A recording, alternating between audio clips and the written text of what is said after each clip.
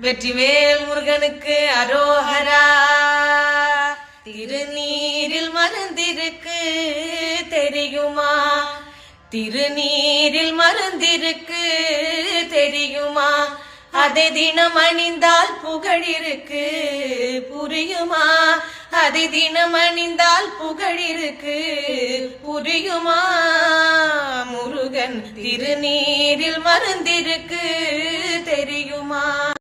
வெற்றிவேல் முருகனுக்கு அரோஹரா. திருநீரில் மருந்திருக்கு தெரியுமா? திருநீரில் மருந்திருக்கு தெரியுமா? அதை தினம் அணிந்தால் புகழிருக்கு புரியுமா? அதை தினம் அணிந்தால் புகழிருக்கு புரியுமா? முருகன் திருநீரில் மருந்திருக்கு தெரியுமா?